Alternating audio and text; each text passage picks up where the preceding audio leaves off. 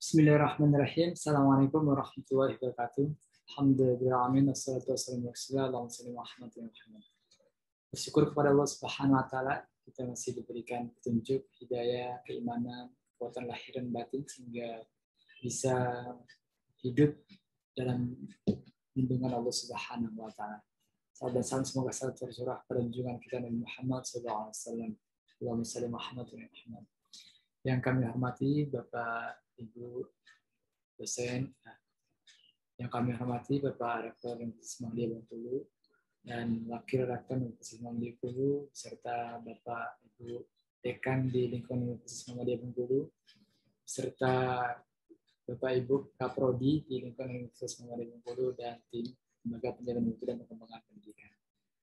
Nah, kali ini kita akan bahas tentang penguatan komitmen pimpinan terkait sistem penjaminan mutu internal dan sistem penjaminan mutu eksternal SPMI dan SPMI berbasis SPMI dan SPMI. Bapak Ibu rahmatullahi subhanahu wa taala, ya, seperti yang kita ketahui bersama, ya, bahwa ke depan ada beberapa perubahan-perubahan yang terjadi dalam terkait SPMI ini. Ya. Untuk awal pembahasan ini kita akan bahas tentang Permendikbud nomor 5 tahun 2020. Ya. Bapak Ibu rahmatullahi subhanahu wa taala, ada beberapa item yang akan dibahas pada kesempatan kali ini. Yang pertama, berdasarkan Permendikbud ini, sistem akreditasi menurut Permendikbud nomor 5 tahun 2020, kemudian apa saja aturan peralihan yang terjadi di dalam ini, dan sistem pemantauan pemenuhan peringkat.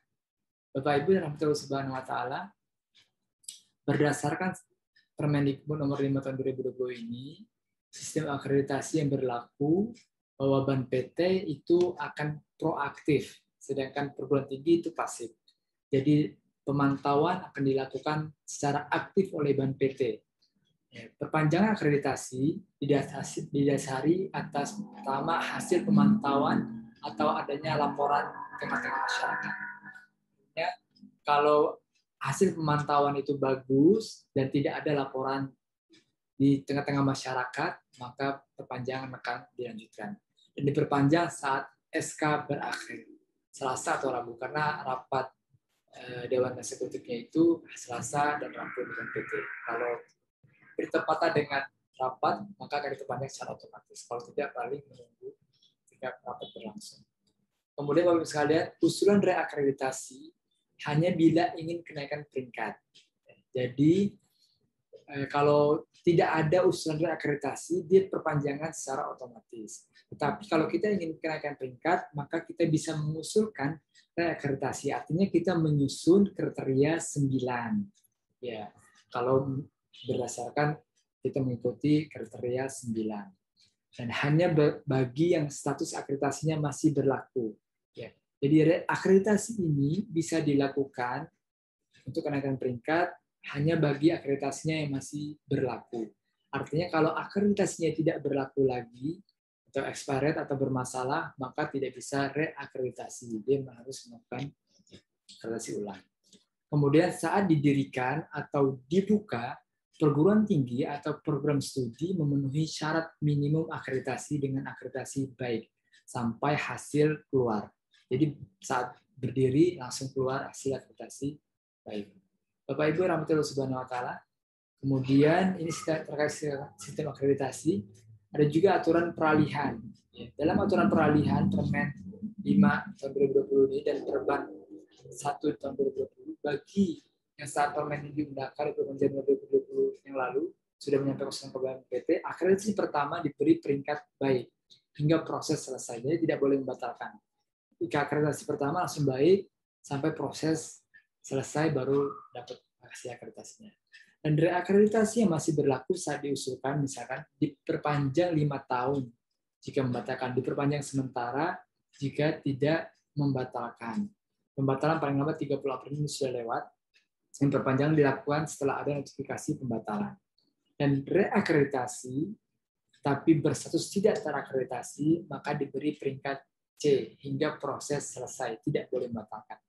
Inilah jawaban dari beberapa program studi kenapa kami sudah menyusun BORA atau kriteria 9, tapi akreditasinya masih C. seharusnya kan baik, bukan C. Tapi kenapa masih C? Padahal sudah menyusun kriteria 9, nah, masuk ke kategori mereka melakukan reakreditasi tapi berstatus tidak terakreditasi. Kenapa tidak terakreditasi? Karena suatu kasus misalkan, sehingga mereka tidak terakreditasi walaupun menyusun kriteria baru, borang baru, tapi diberi peringatan C hingga proses selesai. Tidak boleh batalkan, tunggu saja sampai proses selesai. Yang belum mengusulkan hingga 28 Januari 2020, akreditasi pertama paling lambat 30 Agustus 2020. Dan reakreditasi hanya bagi yang ingin menaikkan peringkat dan masih terakreditasi. Jadi kalau tidak ada keinginan untuk menaikkan peringkat atau tidak PD, jadi tidak perlu reakreditasi. Kalau sudah cukup PD, sudah disiapkan bahan-bahannya, silakan mengajukan reakreditasi. Bapak Ibu sekalian, rahmatullahi wabarakatuh. Kemudian terkait dengan ISK, instrumen konversi ini, suplemen konversi ini, penyesuaian peringkat dari A, B, C ke unggul, baik sekali, dan baik. Jadi ke depan nama sistem akreditasinya bukan lagi A, B, C, tapi A itu dikonversi ke unggul, B itu ke baik sekali, C itu ke baik. Bagi yang sudah mengajukan usulan dengan instrumen lama 7 standar, menyampaikan usulan dengan menggunakan instrumen suplemen konversi, peringkat akreditasi atau ISK, disubmit melalui Sabto, ya, menunggu modul penyampaian ISK, kan diproses bersamaan dengan asesmen usulan. Terus ya, ini ISK Ibu sekalian. Jadi nanti kalau ISK artinya Bapak Ibu sekalian bisa mengisi simulasi. Kita sudah menyediakan simulasi untuk setiap prodi yang kira-kira kalau akreditasinya sebelumnya B, disimulasi memenuhi tidak untuk menjadi baik sekali. Ya. Karena itu syaratnya agak sedikit naik ya, dibandingkan yang pertama, yang biasanya. Kemudian sekalian tentang pemenuhan peringkat pemantauan. Tadi kan sudah disampaikan di awal bahwa ke depan BAN PT itu aktif untuk memantau program tinggi atau program studi yang masih di bawah BAN. Nah, dilakukan minimal 1 kali sebelum SK berakhir dan dijadikan dasar untuk perpanjangan SK untuk periode berikutnya. Bisa 1 bulan sebelum, 2 bulan sebelum, 3 bulan sebelum, 6 bulan sebelum, terserah BAN PT. Jadi kita harus bersiap-siap untuk menerima pemantauan tersebut. Ya, ada 3 tahap pemantauan yang dilakukan oleh BAN PT. Pertama, hanya menggunakan data yang ada di PD Dikti. Jadi BAN PT akan lihat jumlah mahasiswa, rasio dosen mahasiswanya bagaimana. Kalau itu sudah cukup, dirasa cukup, maka bisa diperpanjang. Tapi kalau kurang, maka akan dilakukan tahap kedua. Dalam tanda kutip, ada yang janggal atau yang berlewat, dia akan melihat tahap kedua meminta data tambahan dari PT. Dan kita sudah memberikan instrumennya IPPAPS itu ya, instrumen pemantauan peringkat itu kepada Bapak Ibu Kaprodi dan IPPS ini fakultas untuk mengisi IPPAPS itu untuk melihat bagaimana jikalau PT masuk ke tahap kedua meminta data tambahan dari perguruan tinggi, maka sudah siap untuk diusulkan. Dan tahap ketiga meminta LED dan dilakukan full assessment termasuk AK dan AL. Pencucukan dan asesmen lapangan. Oleh karena itu sebenarnya tidak semua tahapan dilakukan oleh BAN PT, bisa 1 tahap saja, bisa 2 tahap atau bisa langsung ke 3 tahapnya, tergantung kebutuhan atau kondisi di lapangan. Tahap kedua dilakukan jika tahap 1 belum oke, ya. Dan tahap ketiga dilakukan jika tahap 2 belum oke. Ya. Asesor dilibatkan pada tahap yang ketiga karena dia termasuk ke full assessment. Jadi tahap 1, tahap kedua itu belum melibatkan asesor. Dan hasil keputusan perpanjangan tidak dapat diajukan banding karena kita tidak mengusulkan apa-apa, perpanjangan otomatis, jadi tidak bisa dibanding. Bapak Ibu rahmatullahi wabarakatuh. Ini beberapa contoh ya akreditasi yang sebentar lagi akan berakhir atau kadaluarsa ya. Pendidikan matematika itu tanggal kadaluarsanya bulan 10 nanti, ya, tanggal 20 tanggal 21, agroteknologi tanggal 27 bulan 12 Desember, perawatan dan nurse ini yang bersama tapi dalam PTKes nanti ini di tanggal 1 bulan 10. Ya, jadi ini 1 borang. Jadi harus bersiap-siap untuk ya, menyiapkan apapun yang akan ditanyakan. Ini contoh kondisi yang akan ditanyakan di PDDikti tahap pertama tadi sekalian. Kalau dia akan melihat rasio misalkan akuntansi, jadi ternyata rasio dosennya di 1 berbanding 59. Insya Allah aman. Ya, karena minimal itu perbandingannya sampai 60. Bapak Ibu sekalian rahmatullahi subhanahu wa ta'ala, makanya pemantauan tahap pertama di data di PD Dikti, bisa diakses PD Dikti, mungkin semua sudah paham. Ya, lihat status program studi dan PT harus aktif, kemudian jumlah dosen tetap prodi minimal 5 orang dengan kualifikasi yang sesuai, dan rasio dosen mahasiswa tidak melampaui batas maksimal. Kalau sarjana atau diploma itu 1:60, S2 itu untuk akademik 1:20, kalau terapan S2-nya 1:30, dan S3 1:10. Jika ada perubahan nama PS, program studi, bila capaian pembelajaran sama, PD Dikti sudah disesuaikan. Bapak Ibu, ini tahap pertama, ya. Jadi harus dipantau di PD Diktinya minimal 1:60. Di tahap SPMI-nya, berdasarkan Permendikbud yang baru ini, Bapak sekalian, pentingnya fungsi SPMI dalam proses pemantauan. Artinya Bapak Ibu sekalian harus memahami kembali sistem penjaminan mutu internal di UM Bengkulu yang sudah diterapkan di UM Bengkulu. Pelajari kembali SPMI-nya, pemantauan pemenuhan syarat peringkat dapat dilakukan setiap saat, kapan saja dia minta data. Oleh karena itu sekalian, kami pesankan dari Bapak Penjaminan Mutu dan Pengembangan Pendidikan memesankan untuk senantiasa memantau aktivitas SPMI di lingkungan kerja Bapak Ibu sekalian. PT juga harus siap dengan data dan analisa yang dilakukan sebagai aktivitas seperti SPMI. Yang pemantauan tahap ketiga memerlukan laporan evaluasi diri, tidak dibuat khusus untuk Ban PT, tapi sebagai laporan berkala untuk kebutuhan internal. Nanti mungkin kebijakan dari Pak Rektor atau pimpinan untuk meminta setiap fakultas menyampaikan laporan kinerjanya. Nah, ini Bapak sekalian, oleh karena itu ini menjadi penting sekali bagi kita untuk melaksanakannya. Ini terdama di PT, di Prodi, dan di PPS. Ketika drama dijalankan di Prodi, tetapi hanya menjadi fokus Prodi sebenarnya hanya pendidikan. Adapun penelitian dan PKM dijalankan di Prodi dalam kaitannya dengan integrasi dengan pendidikan. Jadi kaitannya dengan integrasi pendidikan. Nanti di kriteria 9 itu ada integrasi penelitian dalam pendidikan pengajaran, integrasi PKM dalam pengajaran. Nah, adapun realisasinya, Prodi dan UPPS ini Bapak Ibu sekalian, program studi menurut Undang-Undang 12 tahun 2012 tentang pendidikan tinggi, adalah kesatuan pendidikan, kegiatan pendidikan dan pembelajaran memiliki kurikulum dan metode pembelajaran tertentu dalam satu jenis pendidikan akademik, pendidikan profesi, atau pendidikan profesi yang diselenggarakan oleh sebuah lembaga pendidikan tinggi atau perguruan tinggi. Jadi Prodi adalah unit dalam PT yang bertanggung jawab dalam pengembangan keilmuan di bidang tertentu, utamanya dalam aspek pendidikan dan pembelajaran. Artinya, Bapak Ibu sekalian, dalam menjalankan tugasnya, Prodi perlu sumber daya, UPPS. Ini pelaksana program studi, atau disebut juga dengan fakultas. Adalah unit yang mengolah sumber daya yang dibutuhkan Prodi.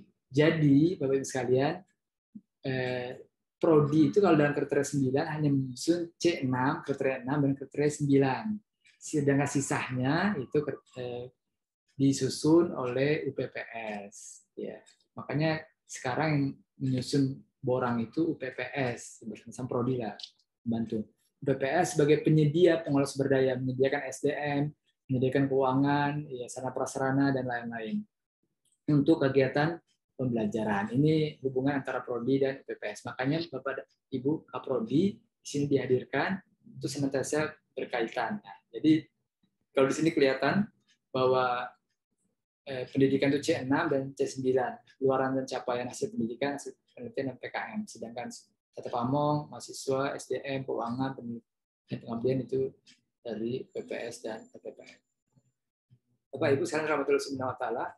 Kemudian ya ini koordinasi ya jadi institusi ke fakultas ke prodi bisa saling berkoordinasi untuk menyusun. Nah, jadi tetap saja walaupun yang akreditasi adalah prodi, fakultas, tapi kebijakan universitas itu dibutuhkan. Ini C6, Bapak sekalian, ada kurikulum, ada pembelajaran, ada integrasi penelitian dan PKM. Ini maksud tadi tentang kegiatan penelitian dan PKM itu. Jadi prodi tidak fokus kepada penelitian dan PKM, tapi integrasinya bagaimana. Kemudian suasana akademik. Nah, Ini contoh standar penilaian pembelajaran. Misalkan kita buka, mungkin masih gampang, apa sih standarnya? Misalkan contoh SNDP-nya pasal 25 ayat 1, mahasiswa program diploma dan program sarjana dinyatakan lulus apabila telah menempuh seluruh beban belajar ditetapkan dan memiliki capaian pembelajaran lulusan yang ditargetkan oleh program studi dengan IPK lebih besar atau sama dengan 2,0. Nah, standar dikti yang ditetapkan PT, nah, lihat, serta memiliki yang merah ini, artinya ini standar yang ditetapkan oleh PT, melampaui standar dikti, standar turunannya. Memiliki kemampuan bahasa Inggris yang dibuktikan dengan nilai TOEFL minimal 500 atau yang setara. Nah, ini yang ditetapkan oleh PT, ini harus dicapai dalam konteks standar penilaian pembelajaran. Nah, misalkan standar proses pembelajaran sekalian. Di SNDikti misalkan perencanaan proses pembelajaran sebagaimana disebutkan pasal 10 ayat 2 huruf B disusun untuk setiap mata kuliah dan disajikan dalam RPS atau istilah lainnya. Standar ditetapkan oleh PT yang merah ini, nah, selambat-lambatnya, jadi kita buat standar yang bisa melampaui 1 bulan sebelum perkuliahan dimulai dengan melibatkan sejawat dengan kalender relevan. Dosen pengampu RPS menyusun RPS selamanya 1 bulan sebelum perkuliahan dimulai. Ya, melibatkan sejawat, teman sejawat, dan dikomunikasikan kepada mahasiswa melalui laman resmi perguruan tinggi. Ini standar yang melampaui yang ditetapkan oleh PT. Jadi walaupun di SNDikti tidak ada keterangan waktunya, kita menetapkan waktunya 1 bulan. Ya. Itu contoh standar proses dari sekalian. Ini harus dipantau oleh Bapak Ibu sekalian. Nah, di luaran, makanya Bapak Ibu sekalian, kami melihat bahwa yang aspek yang banyak nilainya ini, poinnya itu pada luaran. Makanya beberapa borang atau kriteria yang kami simulasikan, itu ternyata ketika masuk ke kriteria 9, itu naik, angkanya langsung naik simulasinya. Ya, di mahasiswa, itu ada luaran capaian pembelajaran IPK-nya, maksudnya prestasi akademik dan non-akademik, artinya Bapak Ibu sekalian, bisa membuat kegiatan-kegiatan yang akademik maupun non-akademik di lingkungan program studi maupun fakultas dan universitas. Ini supaya melengkapi borang-borang kita. Ataupun melibatkan mahasiswanya untuk ikut di event-event lomba-lomba akademik dan non-akademik. Dan efektivitas pendidikan, masa studi, kelulusan tepat waktunya berapa, keberhasilan studinya seperti apa, kemudian daya lulusan. Waktu tunggunya berapa bulan, sesuai bidang kerjanya seperti apa, kinerja lulusannya, tempat kerjanya, kepuasan penggunanya. Makanya nanti perlu starter study untuk digunakan sebagai melihat bagaimana kepuasan pengguna.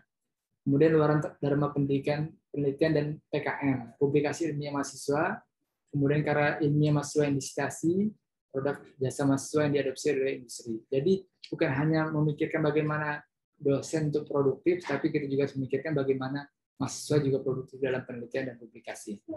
Bapak Ibu rahmatullahi wabarakatuh. Selanjutnya dosen juga ini berisi data publikasi, citasi, luaran penelitian yang dipublikasikan, kemudian disitasi dan luaran-luaran lainnya. Jadi ini PR kita bersama bagaimana kebijakannya untuk mahasiswa dan dosen. Lalu sekalian, untuk memantau sistem penjaminan mutu internal ini, makanya sebaiknya fakultas itu membuat RKT, rencana kerja tahunan, berbasis kriteria 9. Jadi kita bisa buat misalkan nomor, kemudian kriterianya kriteria 6, misalnya pendidikan, IKU-nya, indikator kinerja utama akreditasinya, tentang ketersediaan dan kelampahan dokumen RPS, misalkan nilai 4. Nah, nilai 4 ini, skornya 4 ya kalau di metrik penilaian itu, adalah dokumen RPS mencakup target pencapaian dan sebagainya. Ini kita bisa lihat kategori standarnya, standar proses, tadi kita sudah lihat standar prosesnya, ada 3 standar. Kemudian sasaran standar mutunya, tersedianya RPSMK minimal 2 pekan sebelum perkuliahan, dimulai sesuai dengan template yang disediakan. Targetnya misalnya 50%, capaian sebelumnya 30%. Ya. Kegiatan program kerjanya untuk mencapai itu workshop penyusunan RPS, ya, sifatnya, rinciannya, dan sebagainya. Nanti sampai ke evaluasi tercapai RPS ini. Terus faktor pendukung keberhasilannya apa, faktor ketidakberhasilannya apa, akar masalahnya apa, rencana tindak lanjutnya apa. Ini akan memudahkan kita dalam menyusun kriteria 9, Bapak Ibu sekalian. Jadi kalau kita sudah punya RKT tahunan, jadi ketika menyusun kriteria 9, kita sudah tidak kelabakan lagi. Karena kita sudah punya basis data yang cukup untuk menyajikan atau menarasikan di laporan evaluasi diri LED. Bapak Ibu sekalian, oleh karena itu PPEPP adalah proses dalam SPMI, ya, baik itu dalam penetapan, pelaksanaan, evaluasi, pengendalian dan peningkatan. Dan penetapan ini kita punya kebijakan SPMI, manual SPMI, standar SPMI, SNDT, yang ditetapkan oleh PT, formulir SPMI. Jadi 4 dokumen SPMI ini UM Bengkulu sudah menetapkan, sudah memilikinya, dan harus dipelajari dan dipatuhi, ya, karena ini akan dievaluasi nantinya. Jadi kebijakannya sudah ada, standar yang sudah ditetapkan sudah ada, manual standar ini bagaimana mencapainya, formulir ini untuk merekam, formulir ini tujuannya untuk merekam aktivitas SPMI yang terjadi. Ya, kemudian rekaman pelaksanaan SPMI ini berbentuk digital, jadi hasil-hasil kegiatan yang sudah ditetapkan ini akan direkam melalui baik hard copy maupun digital. Jadi bisa data lengkapnya kalau misalkan dinarasikan di LED-nya dapat diakses di HTTP, di lain dan sebagainya. Jadi kita sudah punya basis data yang kuat. Dan evaluasi ini ada laporan audit mutu internal. Jadi kalau ada evaluasi yang di Monet yang ada teman-teman dalam tanda kutip ada yang bermasalah serius, maka akan dilakukan audit, ya, mutu internal. Setelah Monet baru audit. Dan tahap pengendalian hasil audit hasil Monet itu dibahas di rapat tinjau manajemen. Kita punya 2, rapat tinjau manajemen fakultas dan rapat tinjau manajemen RTM tingkat universitas sebagai laporan tindak lanjut untuk memantau apakah standar yang dilakukan tadi dilaksanakan. Kalau dilaksanakan, kalau misalkan semua sudah tercapai dilaksanakan, maka kita menaikkan standar. Tapi kalau belum, kita harus mewajibkan, atau kalau dalam pelaksanaan boleh juga di tengah-tengah pelaksanaan kita si Kaprodi memantau berapa kali pertemuan, berapa kali dosen masuk. Kalau belum memenuhi standar misalkan 16, kita harus minta dosen supaya memenuhi sampai 16. Dan peningkatan standar. Jadi kalau dikendalikan tadi yang belum mencapai, kalau sudah kita harus peningkatan standar. Jadi kita meningkatkan standar. Sekarang Rahmatullah Subhanahu wa Ta'ala ini PPEPP secara umum. Penilaian ini bisa jadi berubah. Jadi ketika kami mengamati, ya, jadi di kriteria ini paling besar di poin tata kelola, ya, tata pamong, tata kelola kerjasama, kemudian pendidikan dan luaran, ya 35%. Jadi mungkin sekarang bisa 30%. Jadi metrik penilaian ini bisa berubah, ya, bisa berubah kurang lebih sekitar 30%-an, ya, luaran dan capaian tridharma. Artinya melihat sekali outcome-nya jadi apa. Ini target dari penilaian. Jadi kita bisa skala prioritas kita, pengembangan kita, tapi di tata pamong tata kelola SDM kerjasama di SDM ini juga cukup besar. SDM ini pendidikan dan luaran. Jadi bagaimana supaya dosen-dosen kita bisa studi lanjut tidak perlu pakai dana universitas. Kita bisa kursuskan supaya dia bisa akses dana pengembangan perguruan tinggi atau LPDP atau dana kementerian. Ini skor baik sekali, artinya ada SPMI 2,5, kemudian ya, jaminan mutu ini menjadi penting sekali, jadi standar kita untuk diterapkan. Ini proses laporan pendampingan. Kemarin program studi kesehatan masyarakat selaku pendampingan di lembaga penjaminan mutu dan pengembangan pendidikan, kita melakukan simulasi nilainya 323 berdasarkan nilai kita tahun 2020, dan alhamdulillah hasil dari LAMPTKS tidak terlalu jauh, itu 347. Jadi kita bersyukur sampai ini, artinya hasil simulasi tidak terlalu jauh. Kita sekarang melakukan simulasi untuk beberapa program studi yang akan dilakukan ISK. Ya. Demikian Bapak-Ibu sekalian, inilah beberapa yang perlu kami sampaikan ya, terkait penguatan komitmen pimpinan proses SPM dan SPME. Mudah-mudahan beberapa pembicaraan ini bisa direnungkan, dan Bapak-Ibu sekalian, sekali lagi peningkatan mutu ini membutuhkan komitmen kita bersama dari semua lapisan, Bapak dan Ibu pengambil kebijakan, mulai dari Bapak Rektor, Bapak Ibu Wakil Rektor di Bengkulu, dan Bapak Ibu Dekan serta Kapolri. Kami meminta bantuannya untuk senantiasa kita bersama-sama bagaimana supaya UM Bengkulu tetap komit ke politik. Demikian dari pemaparan dari saya akhiri. Assalamualaikum warahmatullahi wabarakatuh.